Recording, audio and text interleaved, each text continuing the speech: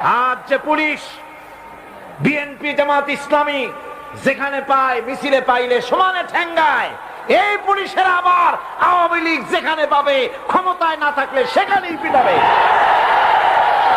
কথা ঠিক কিনা? এগুলি মনে মনে রাখতে হবে, এগুলি ইতিহাস, এগুলি ইতিহাস। আমি কি বাড়াই বলছি না ঠিক বললাম? এই পুলিশরাই দেখে রেখেন, এরাই আজকের যে স্বরাষ্ট্রমন্ত্রী, কালকে দেখবেন পিটানের ঠেলায় ক্ষমতায় যদি না থাকে হসপিটালে শুয়ে আছে। এগুলি তো আমরা পত্রিকায় দেখি, ছবি শুদ্ধ দেখি। কথা ঠিক কিনা? এগুলি আমি বললাম কেন? এই জন্য বললাম ইতিহাস ভুলে যাওয়া উচিত না, ক্ষমতার দম্ভে পাগল হয়ে যাওয়া উচিত না।